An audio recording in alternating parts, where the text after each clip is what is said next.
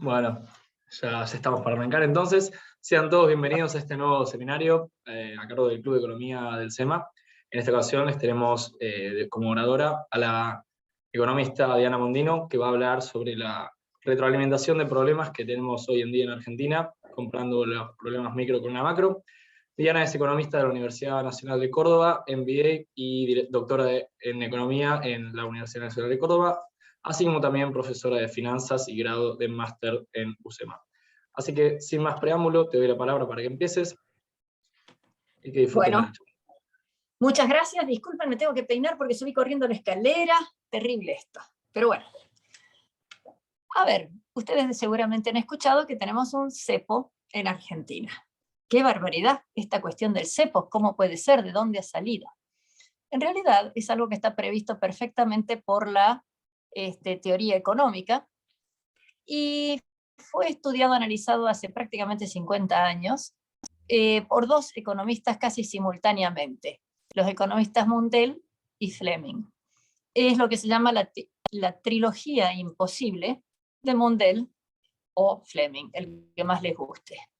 Ambos escribieron y desarrollaron, ya les digo en forma casi simultánea, un análisis de la imposibilidad de mantener flujos de capitales en la medida que haya un tipo de cambio fijo y o mantener el control de la política monetaria. O sea, tres cosas simultáneas que no se pueden mantener. Tenemos, imaginen un triángulo, un vértice es libertad de movimiento de capitales, o sea, lo contrario de un cepo. Otro vértice es mantener un tipo de cambio fijo, y un tercer vértice es control de la política monetaria.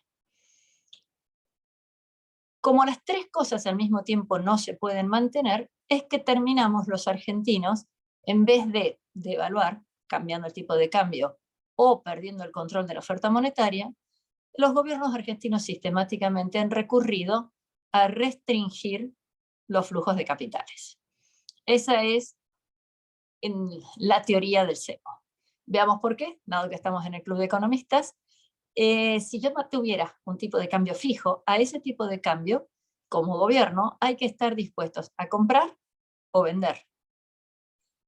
Entonces, ¿a quién le compras? Pero una cosa es estar dispuesto a comprar y vender, y otra cosa es obligar a que todo el mundo te tenga que vender. Y por supuesto, si el tipo de cambio a la gente hubiera que obligarla para vender es porque no es conveniente o es muy barato, y entonces los que quieren comprar, que serían los importadores, pues aprovechan y compran barato. Entonces, el tipo de cambio fijo en Argentina también lo tenemos distorsionado. Tipo de cambio fijo, repito, dice que la autoridad monetaria está dispuesta a comprar o vender. Dispuesta. Pero podría haber transacciones entre particulares. En Argentina, obligamos al exportador y le damos la magnífica oportunidad al importador de que compren al tipo de cambio al que se obliga al exportador. ¿Por qué no podría haber una política monetaria libre si tuviéramos tipo de cambio flexible y libres movimientos de capitales? Pues porque la gente entraría o saldría, pasaría en nuestro caso, del peso al dólar, o entraría con pesos al dólar, lo que haría que el movimiento de reservas en el Banco Central tiene siempre que tener una contrapartida en el lado de los pasivos del Banco Central. Los pasivos del Banco Central, la base monetaria, es aquello sobre lo cual puede intentar tener soberanía monetaria y no lo tiene. O podríamos decir al revés, no permitamos que la gente pueda comprar y vender dólares con facilidad. Entonces, tengo un tipo de cambio fijo, la gente no va a poder comprar cuando quiera, y entonces el gobierno sí va a poder mantener la soberanía de la política monetaria. Repito, esto fue escrito hace varias décadas. Esta trilogía imposible es algo que uno lleva tatuado en el alma, y el tema está en cómo es analizado y cómo reaccionan las autoridades ante este tipo de temas. No es demasiado diferente la aplicación de este teorema en Argentina que en cualquier otro lugar del mundo, por definición. Entonces, podemos ver experiencias históricas. La más conocida es la del famosísimo George Soros, cuando uno dice hizo quebrar al Banco de Inglaterra, y porque él decía con libre movimiento de capitales, en algún momento, digamos, y tratando de mantener un determinado nivel de base monetaria y de tasa de interés, no van a poder mantener el tipo de cambio al nivel en que lo tienen. Esto no es automático, todos sabemos la historia de George Soros de que al final se hizo millonario, pero tenemos que recordar cuando uno estudia los detalles es que estuvo prácticamente 2 años hasta que por fin esto ocurrió.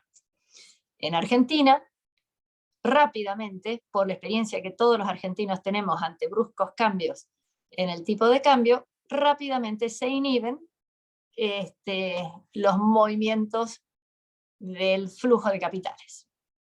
Esto puede sonar confuso porque estoy hablando de 3 cosas que en la cabeza nuestra están embarulladas, tipo de cambio, política monetaria, libertad de movimientos del flujo de capitales, pero en Argentina se subsume, se resume, se concentra en una política de cepo.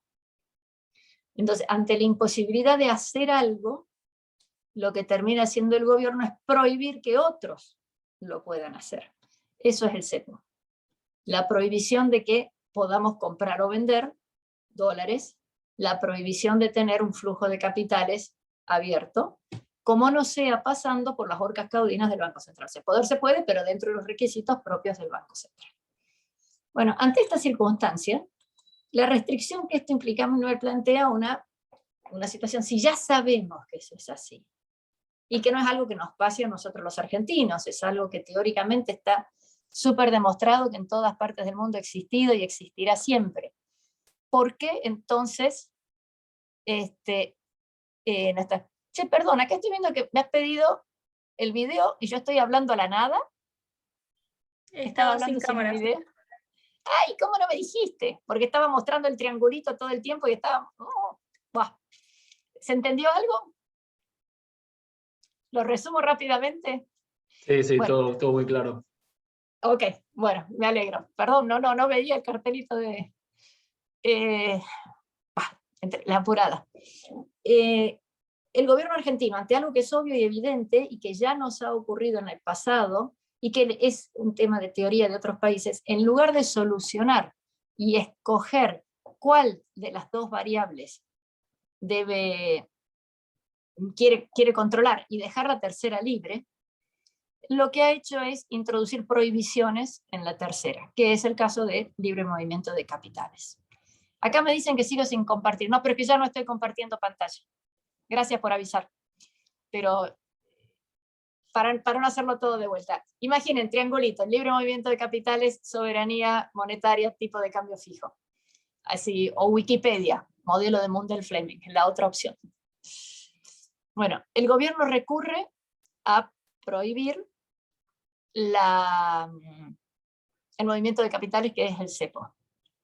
Y esto, en general, es algo que sistemáticamente ha ocurrido, sobre todo en el último año y medio, pero que no es propio de solamente el último año y medio, sino probablemente de 70 años o más de historia, en donde ante una dificultad, en vez de encontrar cuál es la razón de ese problema, lo que se ha hecho es atacar el resultado del problema. Atacarlo en el sentido de lo prohíbo, lo dificulto, veo que no se note, lo disimulo. Normalmente cuando uno, en la jerga empresaria, habla de decir atacar un problema, es vayamos a las raíces, vayamos al problema inicial, que es lo que me genera todo lo demás. Otro ejemplo, ese es un ejemplo en la macro. Vayamos a otro ejemplo en la macro, que es la inflación. Los efectos de la inflación son todos conocidos, son malos para la economía desde múltiples puntos de vista, y esos malos efectos el gobierno trata de disimularlos. En vez de tratar de resolver el problema de la inflación, lo que hace es poner paliativos como precios controlados o cuidados, congelamiento de tarifas, elementos centralizados como es la negociación colectiva de salarios, para que entonces tratar de compensar el efecto de la inflación.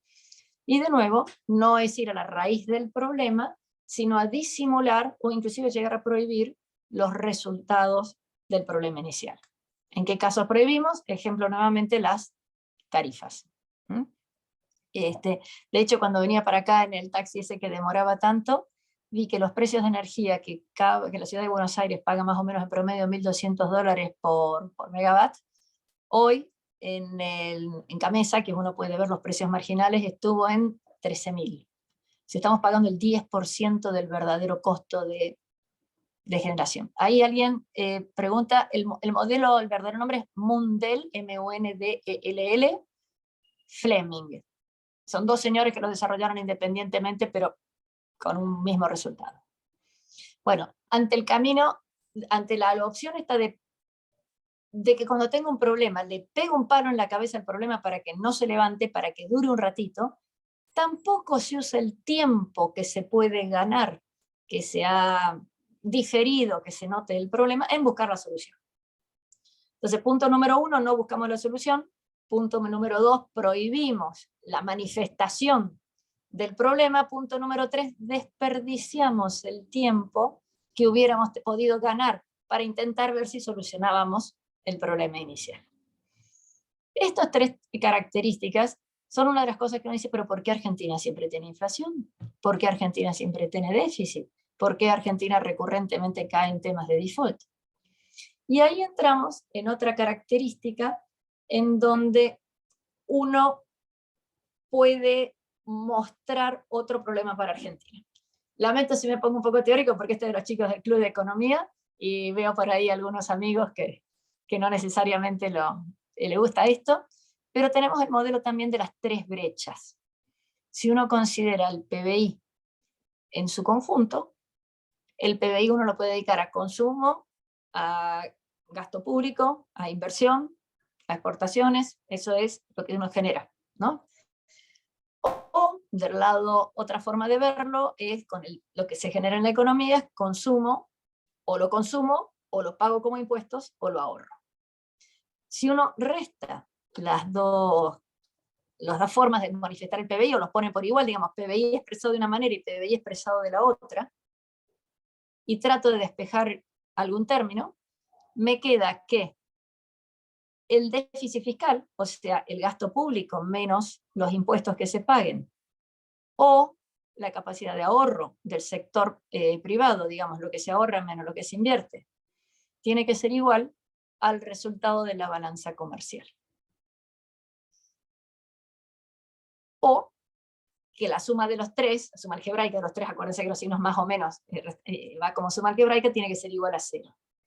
Por lo tanto, si el gobierno siempre tiene déficit, es necesario que del otro lado haya un ahorro o un superávit comercial lo suficientemente grande para compensar ese déficit que tiene el gobierno.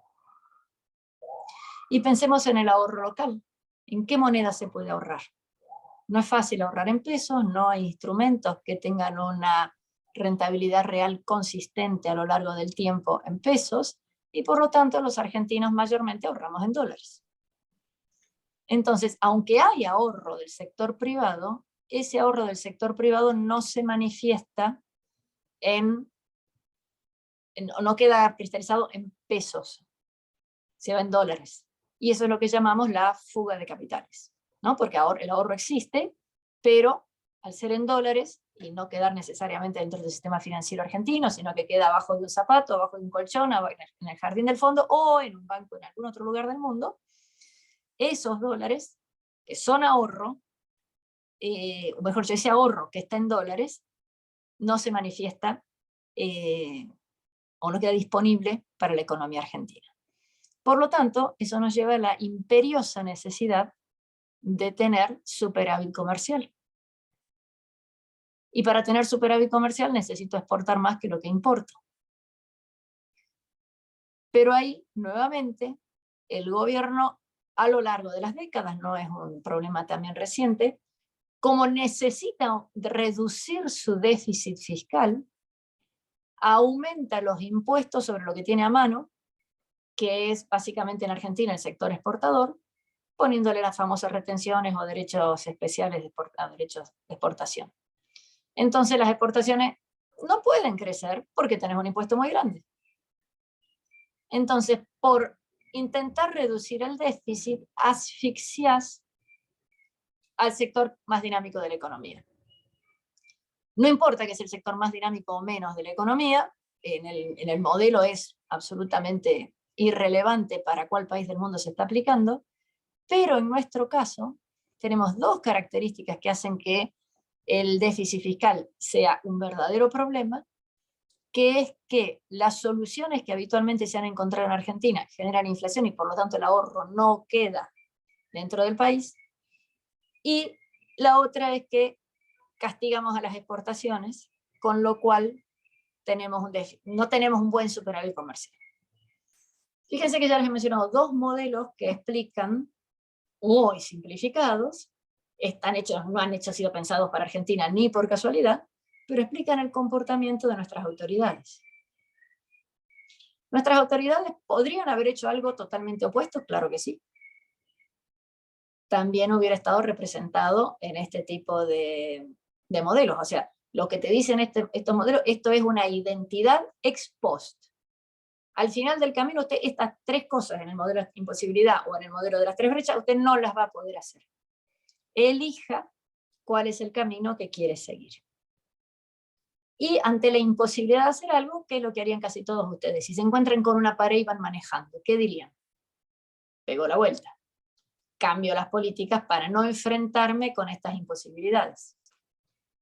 Bueno, no es eso lo que ocurre en Argentina. Generalmente, ante la imposibilidad, lo que se hace es todo lo contrario, es acelerar contra la pared, digamos. Es exagerar uno de los problemas, pensando que tal vez eso o les compra tiempo nuevamente o les permite solucionar otro. Hay otra explicación, que es que no tienen ni idea de estas cosas de las cuales estamos hablando, pero cuesta creer porque son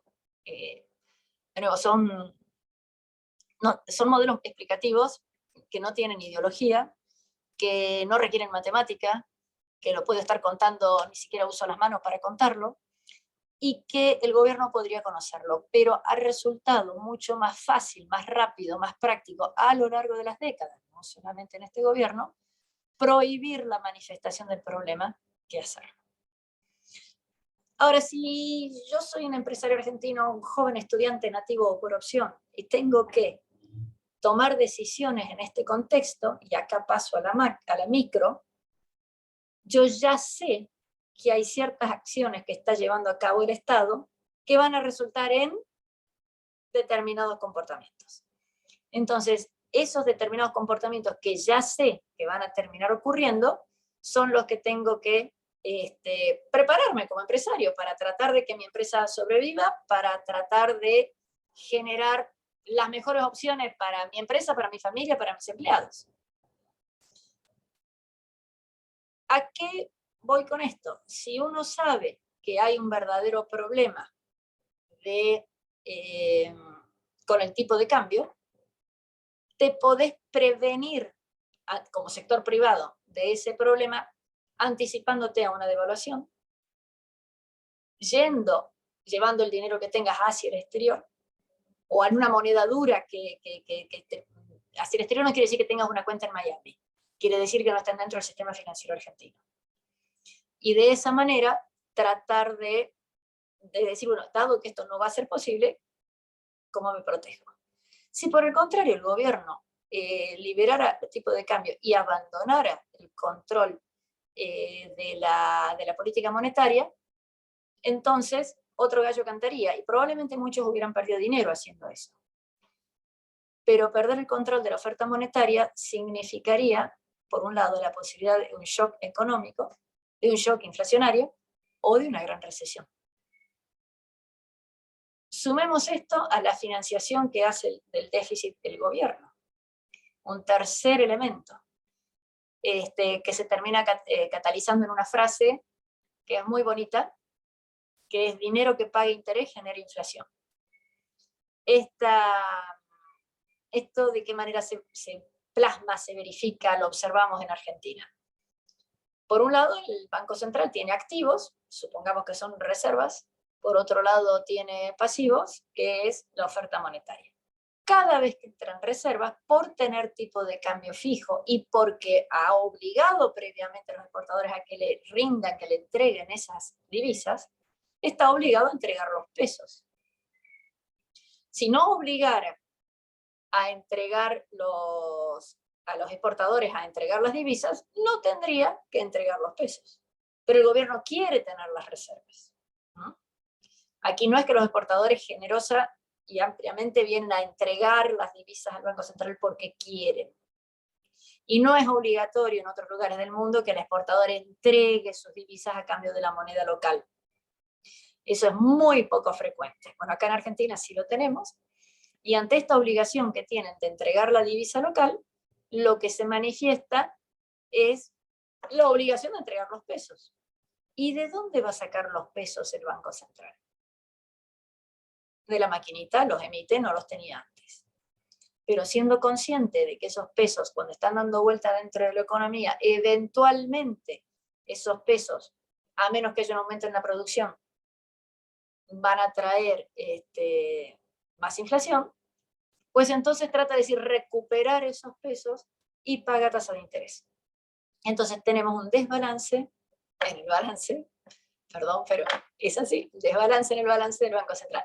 Tenía estas reservas que crecen, tenía esta oferta monetaria que porque crecen las reservas también tiene que aumentar, pero al convertir esa oferta monetaria en el caso nuestro se llaman LELIQ o pases, los bonos, pero podría tener otro nombre, sabemos que en el próximo periodo, no en este, pero que en el próximo periodo esas LELIQ van a exigir que haya una nueva emisión. ¿Por qué? Porque el Banco Central por sí mismo no tiene capacidad de generar recursos. Entonces, como no puede generar recursos, va a tener que emitir más dinero para seguir comprando las divisas, para seguir manteniendo el flujo que ha tenido que ha recuperado de la base monetaria. Pero como la cantidad de reservas no se modificó, los activos no se modificaron, pero los pasivos sí crecieron, hay dos posibilidades. O perdemos el patrimonio neto, porque activo sigue igual y pasivo creció, en cuyo caso la cuestión es que nos quedamos sin patrimonio neto, o hay que aumentar el activo de alguna manera, y ¿cómo lo aumentamos? Devaluando. El valor de las divisas, de las reservas, pasan a tener un valor más alto.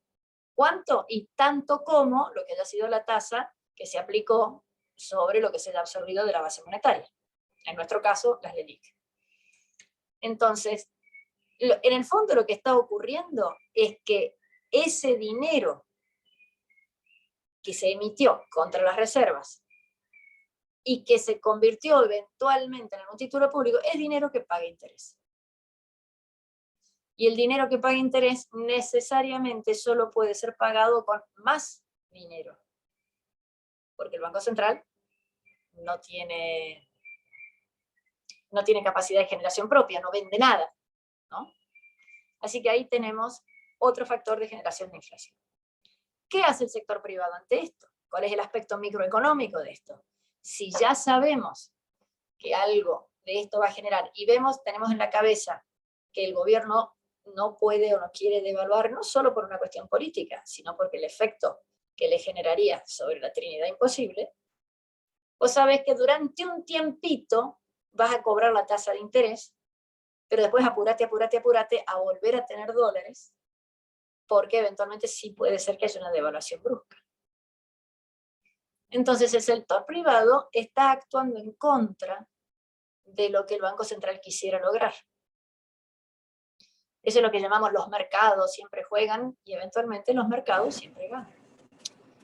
Porque, digamos, lo que se está tratando de imponer es algo que realmente digamos, matemáticamente no es posible de sustentar.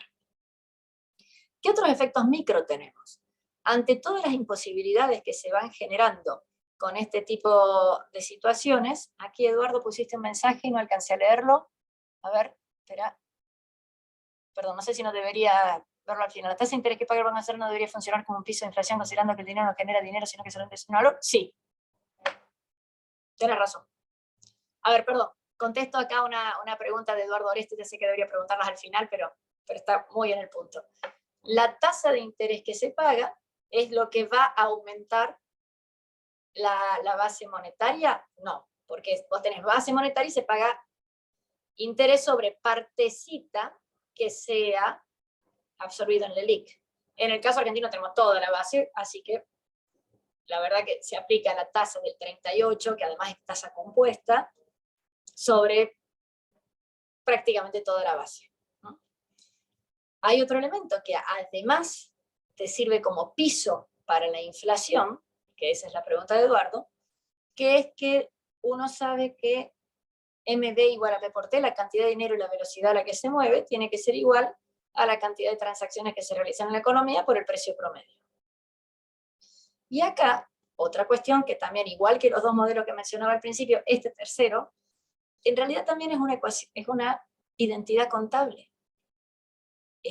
Está mal llamarlos modelos, porque eso implicaría que uno ha hecho ciertos supuestos, implicaría que puede tener algún tipo de contraindicación o explicación alternativa, y no, es una cuestión contable. Che, ¿cuántos billetes había? ¿Cuántas veces dieron vuelta en la economía? Eso es lo que resultaron haber sido las transacciones multiplicadas por el tipo de precio.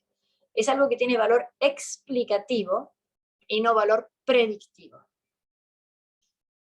Si yo sé que va a haber más dinero, porque va a ser necesario que haya más dinero, porque tienen que pagar la tasa sobre las LELIQ, y cuál es la proporción de las LELIQ sobre la base monetaria, está todos los santos días publicado en los diarios. Y yo sé que no hay más producción, que no hay más transacciones en la economía, sí sé que va a haber aumento de precios. También sé que de todas las transacciones hay una que es más frecuente, que es la compraventa de dólares. Entonces, a lo mejor no todos los precios se van moviendo al mismo ritmo. Es más, sé que las tarifas están congeladas, sé que están los precios cuidados. Entonces, si en promedio todo tiene que subir, invento un número, 38, y hay cosas que sé que van a subir 0, quiere decir que hay otras que van a tener que subir mucho más. ¿Cuáles? Ojalá sea uno de los productos que tengo en mi empresa. Sí sé que los salarios deberían más o menos, un poquito atrasados, pero deberían razonablemente ir acompañando esto. Si los productos de mi empresa no son de los que están en el precio libre, sino que están dentro del precio cuidado, tengo un verdadero problema de asfixia en mis márgenes. Y hay siempre un precio que no está siendo controlado, que es el precio del dólar. A este componente que digo que es una tautología, hay que agregar que la velocidad no es constante. Es constante en cada momento del tiempo y por definición, si tomás un intervalo lo suficientemente chiquito, en ese tiempito no se pudo haber movido. Pero la velocidad la gente va aprendiendo, hay nuevos mecanismos, podemos estar usando esto para hacer los pagos, usamos Mercado Pago, no sé si vieron una propaganda con Elegante, pero si Elegante que lo que te hace la publicidad de Mercado Pago, va a haber aún más gente que use Mercado Pago y eso acelera aún más el ritmo al que se mueve la economía, o sea, aumenta la velocidad de circulación de dinero. Entonces, yo ya sé que algo de esto va a ocurrir. No es que la ecuación MB igual a P por T tenga la más mínima relación, que digamos que uno dice, bueno, no, eso no tiene nada, los monetaristas, etc. Pero contablemente nadie la puede discutir. Contra esta ecuación, en este momento tenemos en el mundo lo que se llama MMT, Modern Monetary Theory, que en Estados Unidos están diciendo, bueno muchachos, venimos emitiendo una barbaridad de dinero, y ven, no está pasando gran cosa. Bueno, ahora un poquito más de inflación, y la discusión es si es transitoria o permanente. Y el punto es que esa discusión, que uno se la ha escuchado al ministro y a ex viceministros, es decir, que se puede aplicar en Argentina, tiene una diferencia fundamental, que es que, por empezar, el dólar, la demanda de dólares, no es solamente la que haya en Estados Unidos, sino en todas partes del mundo. Y la otra cosa es que cuando ellos han aumentado la oferta de dólares, también han aumentado del otro lado el balance sheet del Banco Central. No han aumentado solamente el pasivo, han aumentado también activos comprando títulos de distintas securities, han comprado acciones, han comprado títulos públicos, etc.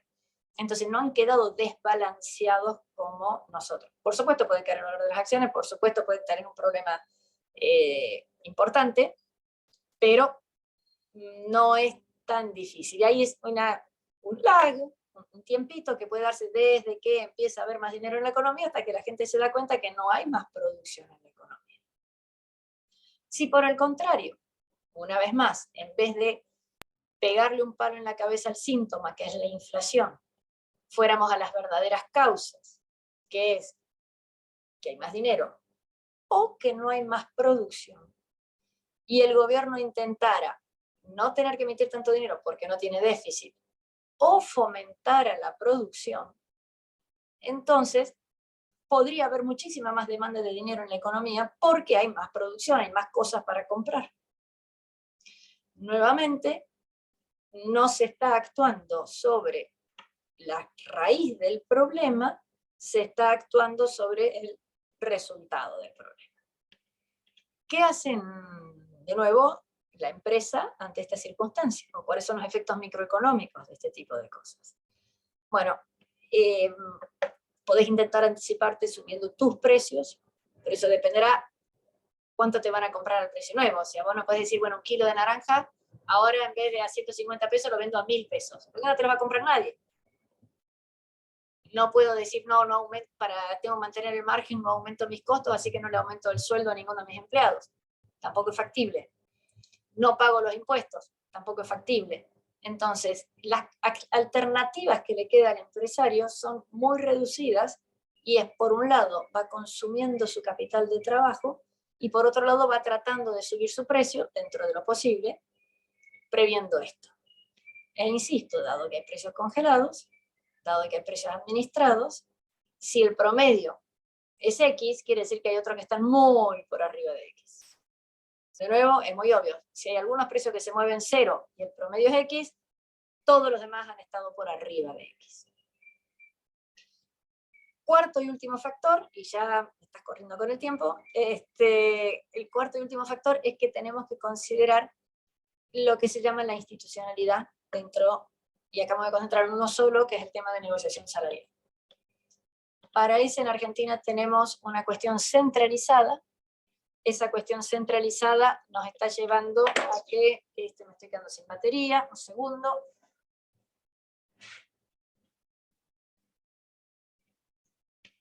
La cuestión centralizada en la toma de decisiones hace que no necesariamente sea la más apropiada. Porque, ¿cómo sabemos que el precio que se le pone en el país A o B, en la provincia A o B es lo apropiado? ¿Es razonable que una persona que trabaja en Santiago del Estero en un mismo sector o en una empresa grande o chica gane lo mismo que el que está en el mismo tipo de empresa pero más grande o en otra provincia? Esas dificultades son las que tenemos por la centralización de decisiones. Dado que eso también lo saben el sector empresario, el promedio de lo que se haga va a estar muy overweight, muy alineado a los más débiles de la cadena. Porque si no, matás a los más débiles de la cadena. Lo cual se convierte en un privilegio para los que están en las zonas más favorecidas o que tienen una espalda financiera más grande. Por lo tanto, todas estas políticas que estamos viendo son extremadamente injustas. Esta última que menciono es injusta con las pymes. Si de alguna manera tuvieran que pagar los mismos costos, todos los mismos costos que le corresponden a cada uno, todos los actores de la cadena, difícilmente fueran tan similares como son ahora.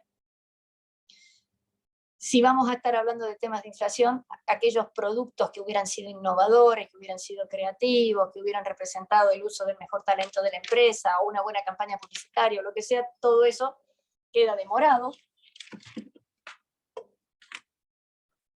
Y lo último que tenemos, está de lo más interrumpida esta charla, chicos, menos mal que...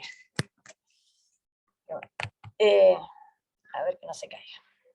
Y lo último que tenemos hay que considerar es que las mismas buenas, regulares o malas decisiones macroeconómicas tienen impacto financiero sobre la empresa. ¿Cuál es la relación? ¿Cómo uno lo macro, con la inflación, uno piensa lo macro, bueno, la tasa de interés, el tipo de cambio, cuál es la estructura arancelaria, la apertura de la economía, Esos son los valores que nosotros habitualmente vemos en aspectos macro. En aspectos micro, uno que es absolutamente vital es qué capacidad de innovación tengo, hay leyes de patente en Argentina o no, consigo gente que me permita hacer más actividades o no. Y el otro punto, que tengo que financiar al Estado con muchos impuestos, y la forma en que se cobran esos impuestos tienen una importancia fenomenal. En cualquier lugar del mundo uno puede decir, ¿cuál es el impuesto para ganancias? Esto y lo otro. En Argentina tenemos muchísimos impuestos, ya sabemos que 10 impuestos recaudan el 90%, sabemos que tienen las tasas más altas del mundo, sabemos que tenemos impuestos que son inconsistentes entre sí, sabemos que cobramos impuestos a los stocks y a los flujos, sabemos todo eso. Pero algo de lo cual no se habla casi nunca es que la forma de cobrar los impuestos tiene un efecto adicional. Y es que los impuestos se anticipan a la transacción o a la base imponible. Se paga, por ejemplo, el impuesto al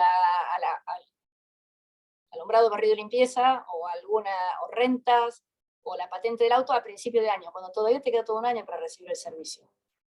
Si un año vos tuviste ganancias, se pagan anticipos de ganancias todo el año siguiente, asumiendo que vas a tener las mismas ganancias que has tenido en años anteriores.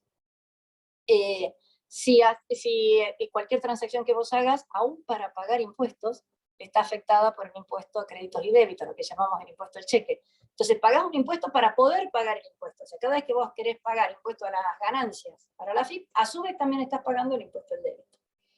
Entonces, no es solo que los impuestos sean altos, sino que la forma en que se cobran los impuestos encarece o eleva la carga fiscal. Bueno, ustedes dirán, pero ¿y qué hacemos con todo este tipo de problemas? ¿Cómo retrocedo en este tipo de... ¿Cómo los evito? ¿Qué hago? ¿Le hago estudiar el teorema de fulanito al nuevo gabinete? ¿Le pido al presidente que haga tal cosa? Bueno, de nuevo, lo importante es ir a la raíz o el origen del problema. Antes de mencionar esto, seguramente ustedes han oído hablar 100 veces de Elon Musk, el de los autos Tesla, el de SpaceX, el de Starlink, y alguien dice, pero ¿cómo puede haber descubierto la forma en que alguna de estas cosas se hacen? Y básicamente él utiliza algo que no es invento de él, que se llama los principios básicos, basic principles, es decir, bueno, ¿por qué ocurre tal cosa? Cuando uno se lo dice a un empresario, dice, obvio, yo tengo que entender las causas de lo que ocurre, yo tengo que entender las razones por las que esto ocurre. Elon Musk dijo, ¿por qué es caro ir a Marte? Y porque un cohete es muy caro. ¿Y por qué es caro poner satélites? Y porque el cohete es muy caro. ¿Y por qué es caro el cohete? Y porque lo puedes usar una vez y explota. Entonces, ¿por qué no hacemos un cohete que vuelva? Y aún así todavía es caro. ¿Por qué es caro el cohete? Y porque tiene tal, no sé, material. Y entonces, ¿cómo se consigue ese material o cómo lo sustituyo? También, ¿no? Entonces vayamos a la raíz del problema. Y en Argentina la raíz del problema que se puede rastrear por lo menos para estos temas que he mencionado, seguramente haya muchos más, pero por lo menos para esto, es el desmesurado e ineficiente gasto fiscal que tenemos. Tenemos una economía en donde el Estado te dice qué podés y qué no podés hacer, es una economía extremadamente regulada. Tenemos una economía en donde todo excedente que puedan generar las empresas es absorbido por impuestos, por lo tanto no hay capacidad de ahorro del sector privado. Y esos recursos que queden van a parar a un estado que es elefantiásico, de muy poca flexibilidad y de muy poca eficiencia. Lo de flexibilidad lo digo porque más o menos la mitad del presupuesto es lo que se dedica a ANSES, digamos, al pago de jubilaciones, pensiones y asignación universal por hijo. Y la otra mitad que se debería dedicar a seguridad, a justicia, etcétera, bueno, pues tiene el grado de eficiencia que todos conocemos. A su vez, por mantener congelados los precios para que no se trasunte en la inflación, para estar paliando los problemas que estamos teniendo de la Trinidad imposible de Mondel o del ahorro que se tiene que ir al exterior porque no tenemos una moneda generada por la inflación, que tenemos por haber obligado a tener el tipo de cambio fijo, o sea, toda esta cosa que se mueve, que es un enredo, pues lo que hace el gobierno para tratar de tener esta cosa es subsidia a las empresas que deberían dar esos servicios. Por un lado tenemos las empresas públicas, digamos, aerolíneas, etcétera, que es otro problema, pero gastamos fortunas en subsidiar energía, fortunas en subsidiar transporte. Entonces, para que los precios no suban, tenemos tarifas congeladas de energía y transporte. Pero como los productores de energía y de transporte necesitan vivir de algo, el Estado les da un subsidio. ¿Y ese subsidio de dónde sale? De impuestos. Como no alcanza, emite dinero. Y si emite dinero, genera inflación. Entonces, como no quiere generar inflación, pone las LELIQ. Pero para que no haya inflación, le puso el precio congelado. O sea, ¿se dan cuenta que es de una imbecilidad, porque otra palabra no le cabe, totalmente absurda? Sería extremadamente más razonable que no hubiera los subsidios. Por supuesto, la gente protestaría por lo que tiene que pagar, pero tendríamos muchísimo menos gasto público, por lo cual no sería necesario emitir tanto y no terminaríamos teniendo la inflación que tenemos. Lo interesante de este tema es que esto es un laberinto, pero en el cual tiene múltiples entradas. Uno puede analizar el problema desde 25 puntos de vista, podemos analizarlo desde la inflación, desde el cierre de la economía, desde el tipo de cambio administrado, desde el congelamiento de las tarifas, desde la centralización en la toma de decisiones, desde la regulación, desde los monopolios impuestos por el Estado, cualquiera de todos esos. Y en todos los casos terminamos viendo que si siguiéramos escarbando y tirando de la piolita, hubiéramos encontrado que había una raíz en un gasto desmedido o tal vez innecesario. No todos los gastos son innecesarios. El gasto en seguridad es hiper necesario. Lo hace mal, pero es necesario, ¿no? Entonces, la mala asignación de los recursos en el gasto es la madre del borrego de todos estos problemas. Yo empecé haciéndome el interesante y nombrando teoremas y autores y qué sé yo, para que parezca en el Club de Economía del SEMA que somos gente más sofisticada, pero en el fondo es, muchachos, están gastando mucho. Están gastando mucho, están gastándolo mal. Entonces, ¿qué se puede reducir de este gasto? ¿Qué podemos hacer sin generar una catástrofe? Podemos, por ejemplo, rápidamente eliminar todos los subsidios al transporte y a la energía. Sí, si el precio salta. Ajá, pero si el precio salta, a la gente no le va a alcanzar el sueldo, va a haber que subir los sueldos y vamos a tener una espiral de costos. Es cierto, a menos que modifiques la estructura impositiva que recae sobre esos subsidios. La tarifa de energía o de transporte, más de la mitad es impuestos. Entonces vos podrías duplicar lo que recibe el productor si quitaras esos impuestos, y entonces no necesitas hacer toda la circunnavegación que hay ahora. Y vos me dirías, bueno, pero es lo mismo. No es lo mismo porque en esos impuestos interviene muchísima gente en el medio, y esa muchísima gente que interviene en el medio cuesta platita. Aún en el caso de que fueran honestos, probos, responsables, etc., lo mismo cuestan platita que podríamos ahorrar.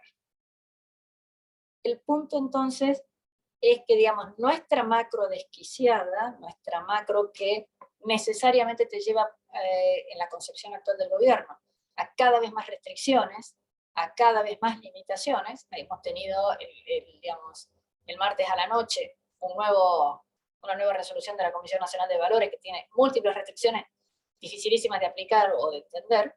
O sea, todo ese cúmulo de restricciones continuas tiene el origen en que tenés un gasto grande y malo, grande y mal hecho. Si fuera grande y bien hecho, y podemos hablar, pero es grande y mal hecho. Al ser grande y mal hecho, la presión impositiva sobre las empresas es extraordinaria y no tienen capacidad de ahorro. Entonces, de nuevo, ustedes entren en este problema por cualquiera de los costados que más les guste, y siempre terminamos con que la raíz del problema era el nivel del gasto público, el monto, el tamaño del gasto. Entonces, ¿qué se puede hacer contra esto?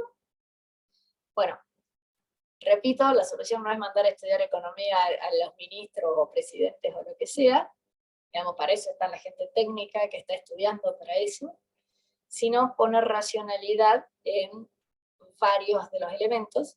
¿Y cómo ponemos racionalidad? Y con la clase número 1 de economía, que es los recursos son escasos. Entonces, ¿a dónde asigno los recursos escasos? ¿A cuál actividad asigno los recursos escasos?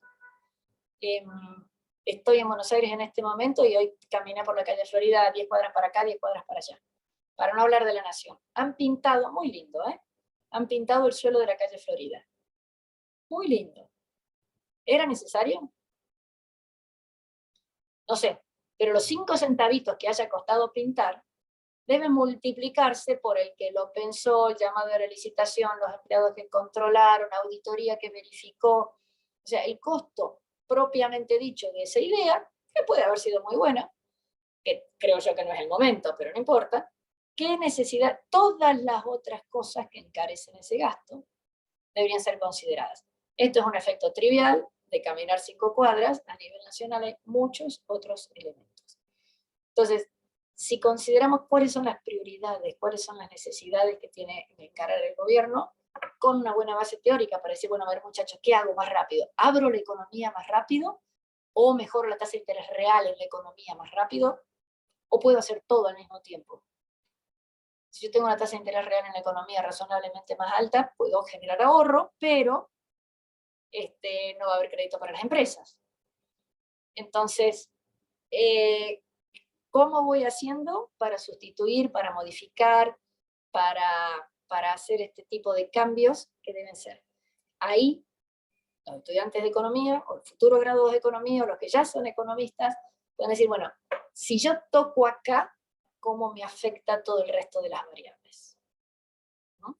Si yo libero el cepo, permito la libre movilidad de capitales, señores, no voy a tener tipo de cambio fijo o no voy a tener control de la oferta monetaria.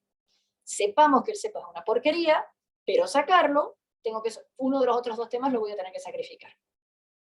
Y así con cada uno de los temas. De ahí la importancia de la formación en economía, de que no es que uno venga y diga, voy a sacar tal cosa o voy a eliminar tal otra, porque hay que ver qué consecuencias tiene hacia el resto de las otras cosas que vos quisieras eliminar, y si efectivamente corregís lo que querías corregir. Por ejemplo, el costo laboral en Argentina es fenomenal, el empleado recibe más o menos la mitad del costo empresa, es lo que consigue recibir el empleado. ¿Podrían eliminarse todos esos costos laborales? Y sí, mañana se pueden eliminar. Pero esos son recursos que tiene el Estado, y si se eliminan, que el año pasado representaban casi también la mitad del presupuesto, si se eliminaran completamente esos impuestos, se eliminara la cuestión de los sindicatos, libre asociación, la obra social a tu elección, etc., bueno, cuidado, que entonces tendríamos un déficit monumental, muchísimo más grande que el que tenemos ahora, porque con eso se contribuye a alimentar el ANSES. Entonces, y cosas que en el papel son muy razonables, decir, muchachos, la carga fiscal que tiene un empleado que empieza a trabajar es demencial, su productividad no puede acompañar esa carga fiscal.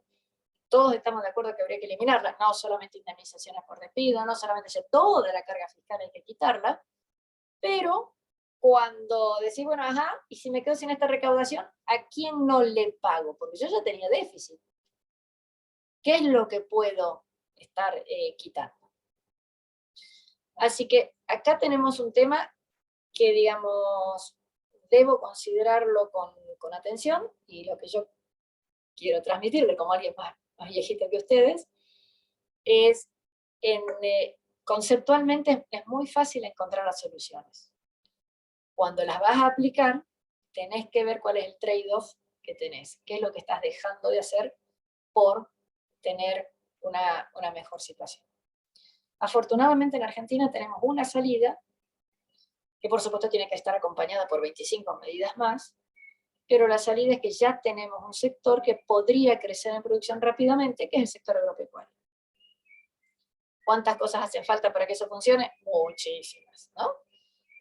Tenemos obviamente un tema de los derechos de exportación, el tema del tipo de cambio, el tipo de los pésimos caminos rurales, la falta o el exceso de controles de sanidad, la falta de convenios que tenemos con otros países para la exportación de productos, las dificultades que tendría, por ejemplo, esta nueva ley de etiquetado, qué hacemos con los productos elaborados que ya tenemos y que van a 4 o 5 países del mundo, vamos a tener que producir unos para Argentina y otros para el resto del mundo, o sea, tener en cuenta cuáles son las otras condiciones. Hay una frase también muy bonita, pero cuando uno tira una piedrita a un lago, a un río, que se hace como círculos concéntricos, ripple effects, le llaman, cuando vos haces algo, todas las otras cositas que vas tocando. Entonces, yo creo que si a la mitad de los asistentes que están acá los ponemos a cada uno de ministros jóvenes y sin prejuicios previos a tratar de organizar, tendrían 100 ideas brillantes. El asunto es de esas 100 ideas brillantes que no estén arruinando otra cosa que también es mala probablemente, pero que tiene que tener su transcurso de tiempo. Por ejemplo, jubilaciones, no hay ninguna forma de que se eliminen, al contrario, deberían ser más altas. Entonces, tengamos en cuenta 2, 3, 5 modelos mentales claros. A mi juicio, todo lo que sea prohibición está mal, casi por definición. Una cosa es decir, bueno, prohíbo que la gente cruce en rojo un semáforo, eso sí está bien, y otra cosa es que te prohíbo hacer tal tipo de transacción, te prohíbo abrir en tal horario, te prohíbo tener empleados que tengan tales características. Pero digamos, tratar de ver cómo se va liberando la economía del cúmulo de restricciones que hay y cómo podemos poner orden. Fíjense que no he mencionado ni una vez impuestos como la coparticipación federal y los efectos perniciosos que tiene sobre las provincias. No he mencionado ni una vez que la capacitación que reciben los empleados en las empresas, o que tomar un empleado hoy es como casarse. No, casarse no, porque ahora se puede divorciar uno, es como adoptar un hijo. No he mencionado ni una vez esta nueva ley que se está proponiendo en donde los empleados participarían en la decisión de si se adopta o no un cambio tecnológico. O sea, ninguna de esas cosas. El tamaño grueso, gordo, brutal, es que tenemos un gasto público exacerbado que se maneja con políticas que generan más problemas porque te reducen la recaudación. Si pudiéramos tener ese mismo gasto, pero con políticas que eventualmente van haciendo que la economía crezca, y bueno, obviamente sería muy malo, un camino muy lento, pero eventualmente podríamos salir. No es eso lo que está en consideración en Argentina ahora, no es eso lo que vamos a estar votando el 23 de noviembre. Así que, bueno, las consecuencias micro de estas inconsistencias macro son gravísimas. Es inflación, es recesión, es desempleo. Esperemos que, bueno, que pueda haber un poquito más de conciencia y aprendizaje y se desregule rápidamente la economía y se elija qué batallas dar. No se puede hacer todo al mismo tiempo, dicen algunos. Sí, hay que hacer todo al mismo tiempo porque si no, no vamos a llegar a nada, dicen otros. Pero si no tenemos en cuenta las consecuencias de que cada acción va a tener sobre las demás, es seguro que no llegamos a ninguna parte. Bueno, dicho todo esto, espero que el concepto de un poquito de matemática o de un poquito de modelos y cómo lo estamos viendo todos los días les quede más o menos claro. Así que, muchas gracias. Muchas gracias, sí, muy claro todo. Muchas gracias por la exposición. Bueno, acá en el chat tenemos varias preguntas, así que vamos a empezar a responder algunas, debido a que no, con el tiempo quizás no nos queremos extender tanto. La primera de Nicolás dice, asumiendo que una salida repentina del cepo cambiario llevaría a una rápida devaluación, ¿cuál sería la forma, entre comillas, correcta de salirnos del mismo y que haya libertad monetaria sin controles? Mira, forma correcta no sé, porque no es un tema que haya existido que yo conozca abruptamente. Los únicos casos que fueron así muy abruptos que yo alguna vez he escuchado y leído ha sido en Rusia, al caer la cortina de hierro, y en Alemania al terminar la Segunda Guerra Mundial. Y en ambos casos hubo ganadores y perdedores. como los ganadores escriben la historia, todo el mundo contento, pero la verdad que no es muy fácil encontrar un óptimo. Si vos hoy eliminás el cepo, mañana el peso vale 0. ¿Sería un problema que el peso valga 0? Y sí, porque todos tenemos pesos, las empresas tienen el dinero transaccional en pesos, hay que definir un nuevo nivel de precios relativos, los salarios son en pesos. Entonces, uno a veces dice, no, bueno, que devalúe y que se vaya todo. Y ajá, el costo social es fenomenal. Fenomenal. Así que un cambio abrupto, perdón, a lo mejor llegamos, y no por decisión o voluntad, sino porque la cuestión esta está tratada con cinta scotch. Y en algún momento se cae. La verdad que no sé si te contesté la pregunta, pero bueno. Bien, pasamos a la segunda pregunta de Federico, que dice: el déficit fiscal es consecuencia de un Estado enorme e infinanciable con los impuestos que ya están a tope. La clave es cómo achicar el Estado sin que te incendien el país. ¿Podemos ir al bimonetarismo donde el sector privado se maneje con dólares y el Estado con pesos? A ver, son dos preguntas diferentes.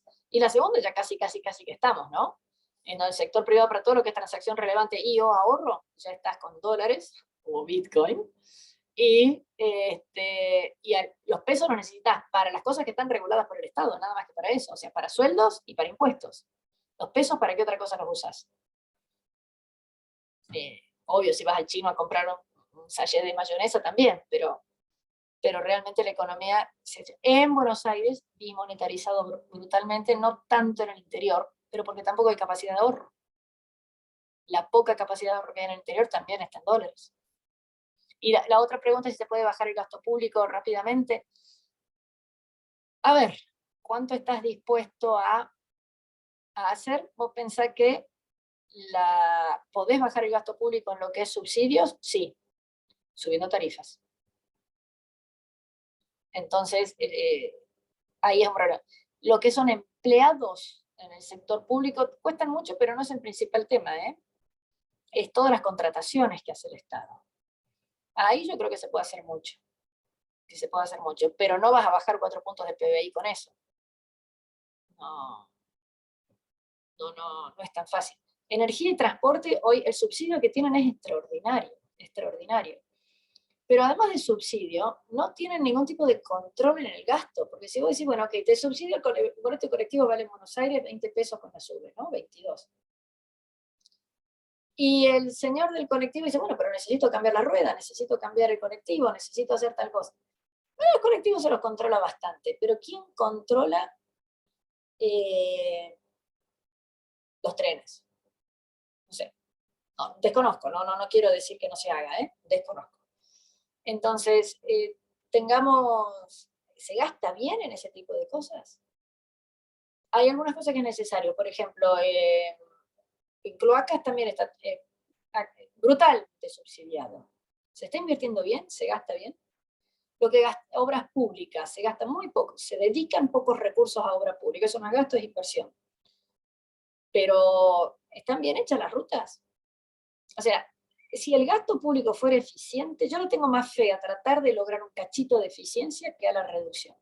Sí, voy por eliminar los recitales en la costa, sí, voy por ni un solo subsidio más a la industria del cine, sí, voy por eliminar creo que las 14.000 organizaciones que reciben fondos del Estado, y la verdad que es injusto porque algunas estarán luchando contra el cáncer y otras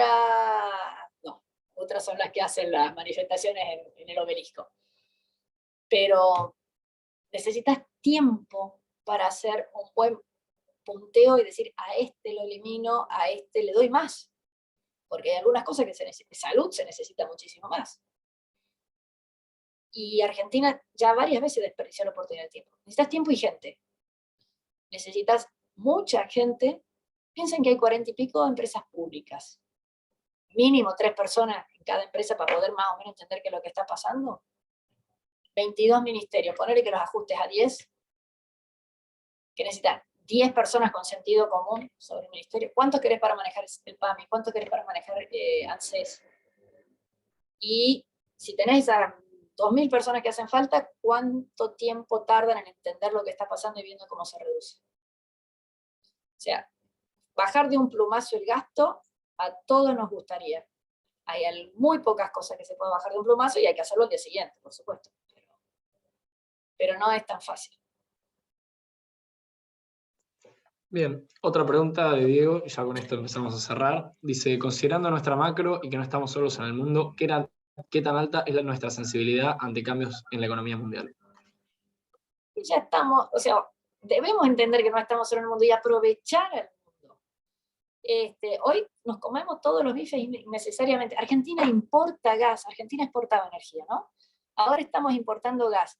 Se había dejado de importar durante el gobierno de Macri. Ya el año pasado se importó un cachito, este año ya se importó en el invierno y ahora vamos a importar, por primera vez en la historia, vamos a importar para el verano.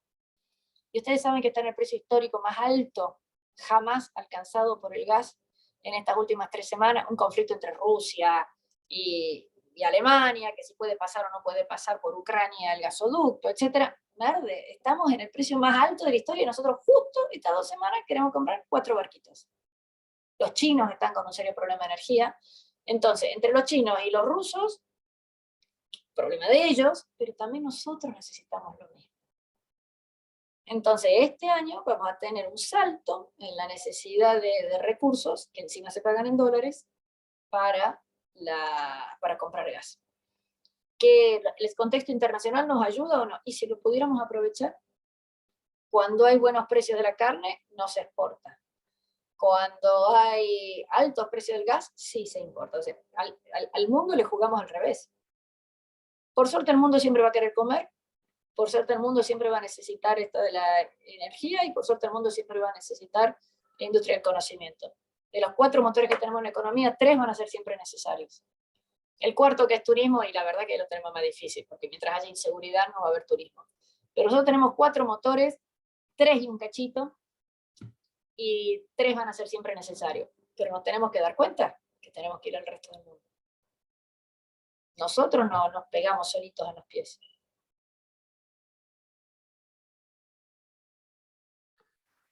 Bueno, ya con esto alcanzamos la hora de charla y preguntas, así que sin nada más que aclarar, cerramos acá. Muchas gracias, Diana, por la charla, gracias por tu tiempo, por la dedicación, la verdad que estuvo muy buena.